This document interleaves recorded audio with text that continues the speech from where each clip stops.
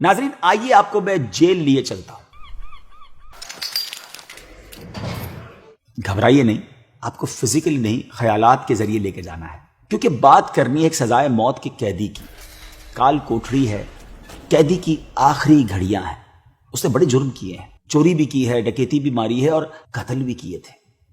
آخری خواہش پوچھی گئی، کہتا ہے مجھے اپنی ماں سے ملنا ہے. ہو سکتا ہے اس وقت کے جیلر اور ان لوگوں نے سوچا ہو کہ آخری وقت ہے، ماں سے معافی مانگے گا، آخری ملاقات محبت بھری ہوگی.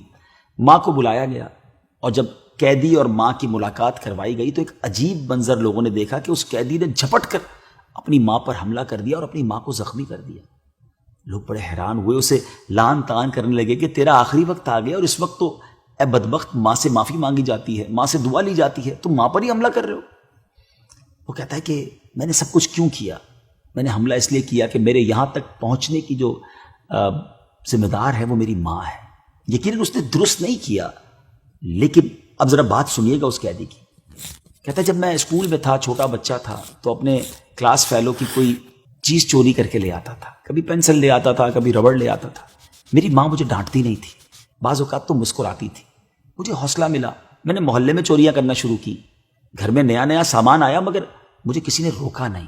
بڑھتے بڑھتے میں بڑا چور بنا، پھر ڈکیتوں کا گروہ جوائن کیا، پھر قتل بھی شروع کر دیے اور آج سزائے موت کا قیدی بن گیا. جو کچھ میں یہاں تک ہوں میری ماں کی وجہ سے. یہ بحث الگ ہے کہ ماں سے یہ برتاؤ بالکل نہیں کرنا چاہیے، لیکن سبق کیسا ہے؟ ہمارے بھی تو بچے ہیں. ایک بات یاد رکھیے گا، بچے ماں باپ سے ہی سیکھتے ہیں.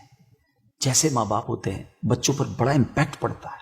دیکھیں نا، جن گھروں میں نمازیں ہوتی ہیں، عبادتیں ہوتی ہیں، درود ہوتے ہیں، نعتیں ہوتی ہیں، تلاوت ہوتی ہے، بچے اسی سے اس کو ریپیٹ کر رہے ہوتے ہیں. ہم نے دیکھا ہے کہ چھوٹے چھوٹے بچے جب امی ابو کو یا دادا دادی کو نماز پڑھتے دیکھتے ہیں، وہ بھی ساتھ جا نماز پر کھڑے ہو جاتے ہیں. انہیں نماز پڑھنا آتی نہیں مگر وہ کاپی کرنے کی کوشش کرتے ہیں، کیونکہ گھر میں ماحول اچھا ہوتا ہے. اور جن گھروں میں لڑائی جھگڑے ہیں، گالی گلوچ ہے، بے حیائی کی باتیں ہیں، بعض اوقات وہ بچے باہر بھی اس طرح کی باتیں کرتے ہوئے نظر آ رہے ہوتے ہیں. اب آپ غور کر لیجئے کہ ہمیں اپنی اولاد کی تربیت کیسی کرنی ہے.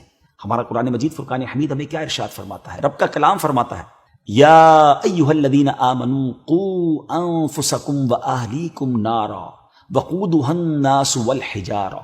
اے ایمان والو، اپنے آپ کو اور اپنی آل کو، اپنے بچوں کو اس جہنم کی آگ سے بچاؤ جس کا ایندھن آدمی اور پتھر ہے. ہمیں اپنی فیملی کو جہنم کی آگ سے بچانے کا حکم دیا گیا. ہمیں اپنے آپ کو بھی بچانا ہے، فیملی کو بھی بچانا ہے. لیکن اگر آپ کو اپنے بچوں کی تربیت کرنی ہے نا، پہلے خود نیک بننا ہوگا. ہم جھوٹ بولیں اور کہیں بچے سچے ہو جائیں، ہم حرام کام کریں اور کہیں بچے حلال کام کریں، ڈیفیکلٹ ہے. اور دیکھیں، نیک اولاد تو ہمارے مرنے کے بعد بھی کام آئے گی نا. کیا ہم ایسی اولاد تیار کر رہے ہیں جو ہمارے مرنے کے بعد ہمارے لیے صدقہ جاریہ کا باعث بنے؟ یا خدا نہ خواستہ ایسی اولاد ہے جس کو خود بھی نماز پڑھنا نہیں آتی. ہم نے دیکھا ہے کہ ماں باپ کا جنازہ ہوتا ہے مگر بیٹا جو ہے وہ جنازہ پڑھنا نہیں جانتا. ہونا تو یہ چاہیے کہ ہم اپنے بیٹے کی ایسی تربیت کریں کہ ہمارے مرنے کے بعد وہ ہمارا جنازہ پڑھائے. کاش ہم اپنی اولاد کی ایسی تربیت کریں کہ ہمارے مرنے کے بعد وہ ہمارے لیے صدقہ جاریہ کا باعث بنے. مگر اس کے لیے سب سے پہلے ہمیں خود نیک بننا ہوگا، اپنے گھر کے ماحول کو نیک بنانا ہوگا. دعوت اسلامی کے اس پیارے ماحول نے ہمارے لیے بڑی آسانیاں پیدا کر دی ہیں. اب بچوں کی اچھی تربیت کرنا چاہتے ہیں، بہت سارے ڈپارٹمنٹس ہیں. مدرسۃ المدینہ ہے جہاں قرآن حفظ و ناظرہ کروایا جاتا ہے. جامعۃ المدینہ ہے جہاں بچوں کو عالم بنایا جاتا ہے، بچیوں کو عالمہ بنایا جاتا ہے. دارالمدینہ ہے جہاں دنیاوی تعلیم کے ساتھ ساتھ دینی تعلیم دی جاتی ہے. اگر آپ بڑے ہو گئے ہیں اور آپ خود نیک بننا چاہتے ہیں تو دعوت اسلامی کے اجتماع موجود ہیں. مدنی قافلوں میں سفر کیجئے. اسلامی بہنیں ہیں تو اسلامی بہنوں کے اجتماع میں جائیں. پوری فیملی کی بیٹھ کے تربیت کرنا چاہتے ہیں تو مدنی چینل آپ کے لیے ہے. سب کچھ تو ہے.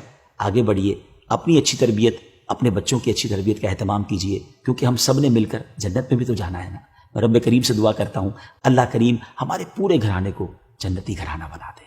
صلو علی الحبیب صلی اللہ تعالی علی محمد صلی اللہ علیہ وسلم.